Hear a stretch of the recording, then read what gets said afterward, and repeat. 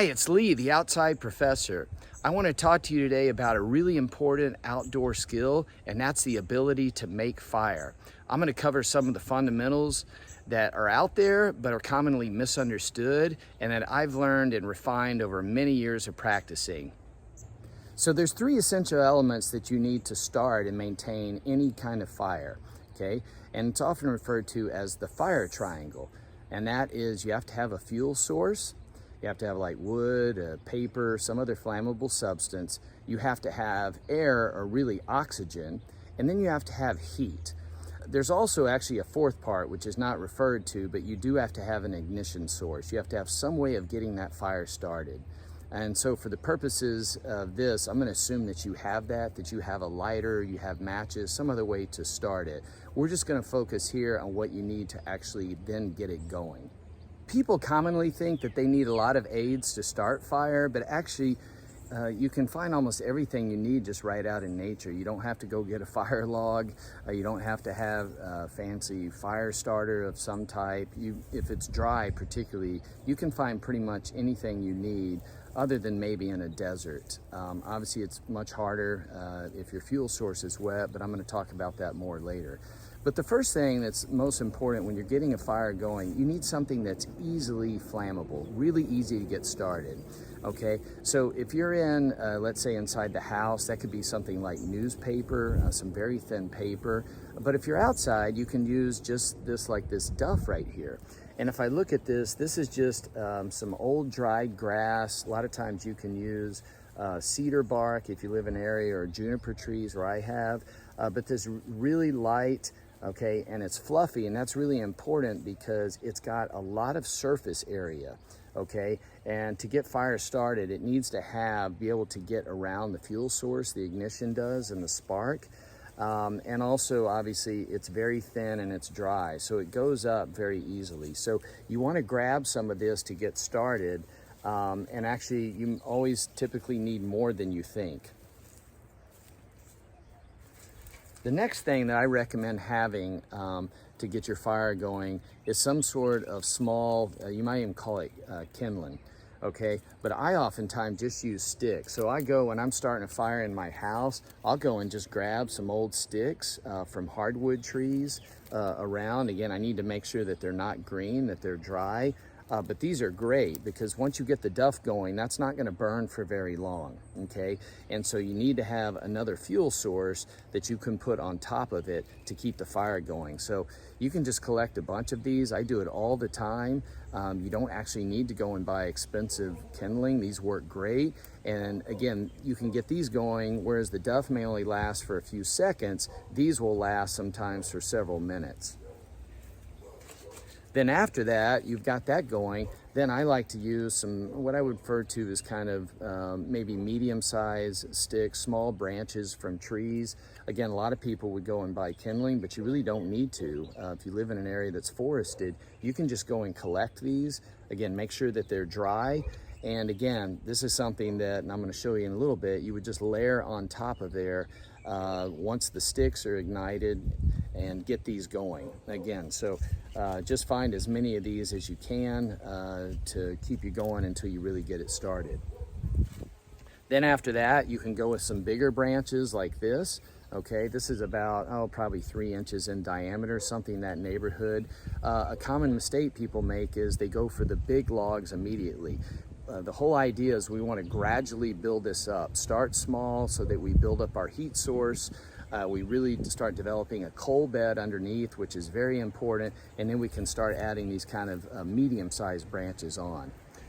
And then finally, after that really gets going, then you can actually put your bigger logs on here, okay? This is what's going to keep it going through the night. One common mistake people make is if they want to fire through the night, they vastly underestimate how much wood they need. You can go through, you know, maybe not half a cord, but probably a quarter of cord of wood in one evening. And, you know, that's almost like a truckload full. It's amazing how quickly you can burn through that if you have a big fire. So you need to grab plenty of this.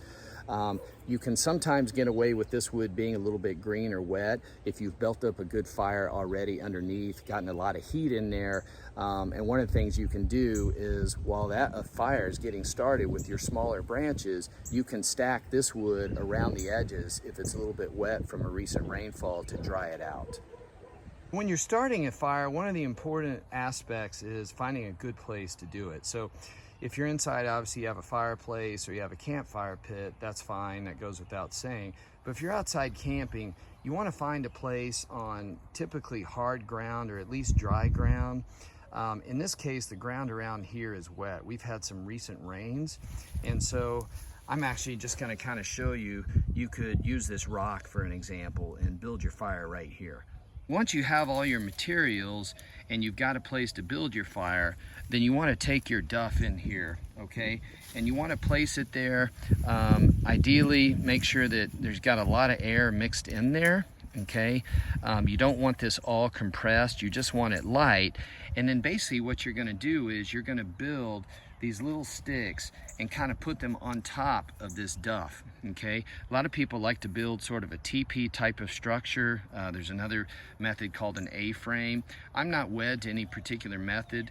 The point is that when you catch this duff on fire with your ignition source, whether it's a match, a light, or whatever it is, that's going to go up, and you need to have something above it to then catch fire, because this duff's not going to last very long.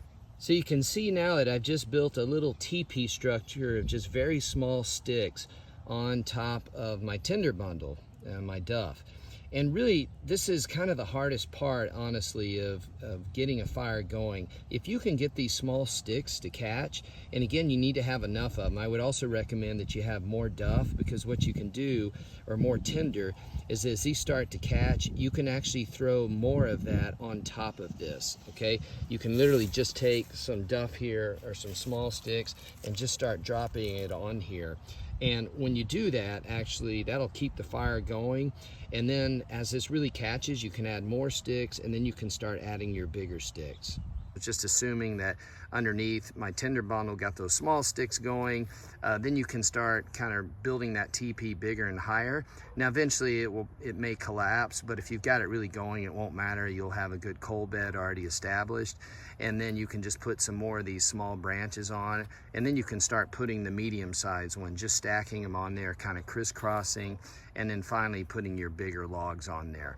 So again, the most important thing on this though is that you want to get a good coal base, and the reason that you stack it like this in some sort of teepee kind of shape is you have to get air in there. Now I'm building it on a rock, so I'm not going to get any air coming underneath like I would, let's say, in a fireplace where I had a fire grate on top. So it's really important to build up so that you can get some air and oxygen up through there to get that going. If you're enjoying this video, click on the link in the description below where you can download a free resource and check out our website for a list of online courses on this topic. Also, don't forget to hit the like button and subscribe to this channel. Now back to the show. So I'm ready to give this a whirl now. I built my teepee, I got my tinder bundle underneath it. Let's see if I can get this started.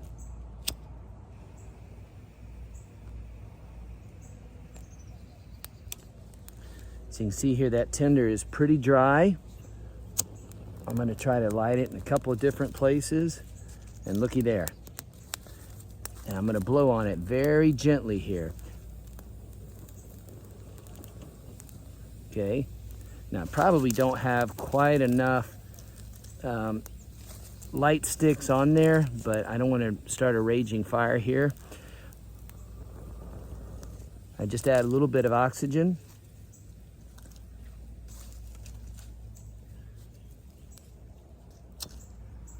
I'm going to give it a go again on this side.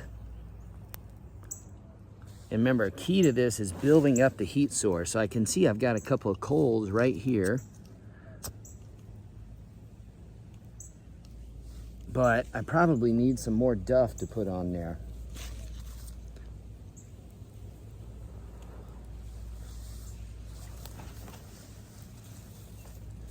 Now, what did I do with that?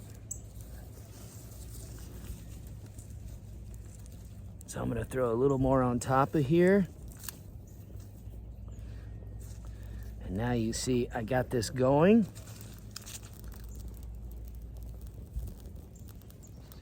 Okay, I've got these small sticks caught. I'm gonna put a few more on there. I'm just gonna keep rebuilding my teepee. Okay, just putting more and more on there. It's kind of windy out here this morning. Some of this wood is actually a little bit wet, these small sticks.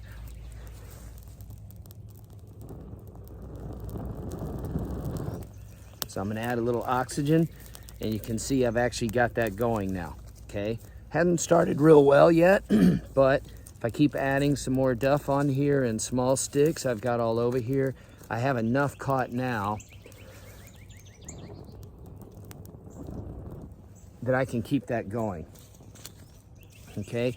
And then after this, again, if I had some more duff, I can just add it on top of there, and that's really key.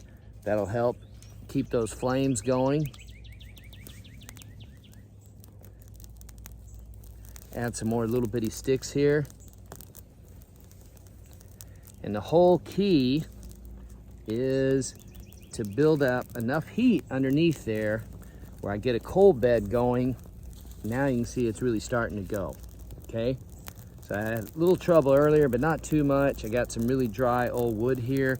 And so at this point, I'd let this go for another couple of minutes, and then I'd start adding these bigger sticks on here, just TP them on there, okay?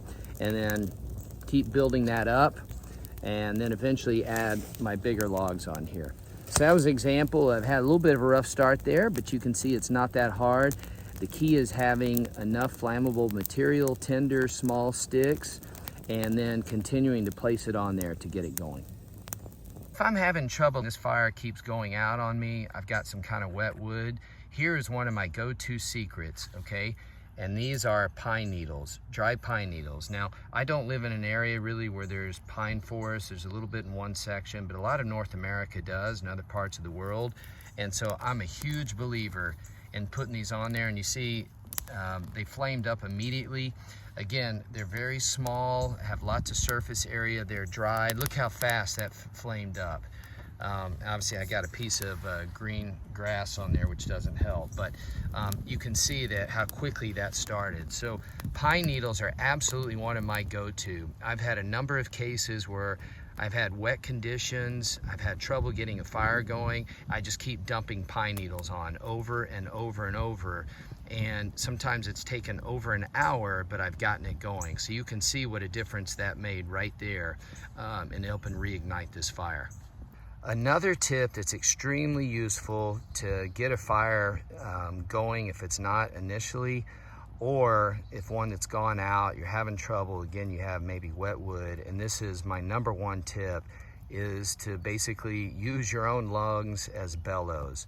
And I think this is something that's not talked about near enough in making fire, is that adding oxygen to a fire repeatedly over and over after it's gotten started a little bit. Now, if you first trying to get the ignition going, or if you were doing primitive fire and you did bow drill and got a coal, you can put it out very quickly. So you don't want to put air on there too early. But once you've got it kind of going, got some coals there, that is your number one go-to, assuming that, again, you have fuel to catch it. If you watch here now, I'm going to add some oxygen to this, and let's see what happens.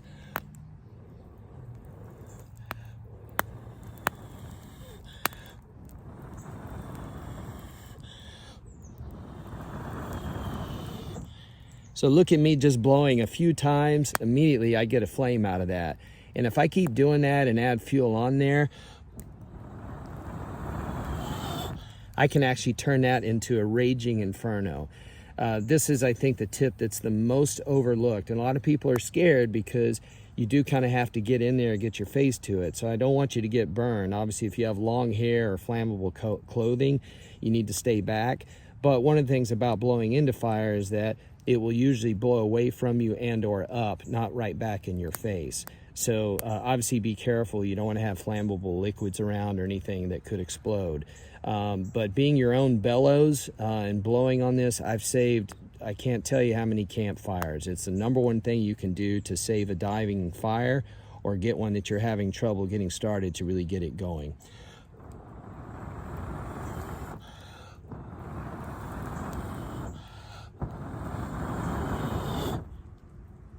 Look at that. In summary, remember, anytime you're building fire, whether it's on a long backpacking trip, a campfire pit, or inside in a fireplace, you need to make sure that you have enough resources to begin with. So get your tinder bundle, get your duff, get your small sticks, then your larger sticks. And then remember, get that tinder bundle going first, have some sort of TP or A-frame built above it so you can catch it on fire, and then pile on additional duff, additional very small sticks till you get it going, and then start putting your larger sticks on. If you're having trouble, remember, the key is to build up that heat source underneath, okay? Get you a coal bed, make everything hot enough so that it can actually catch and sustain. And my go-to is oxygen, okay? You can be your own bellows. Continue blowing, not right when you get ignition, but after you get a little bit started, use your oxygen.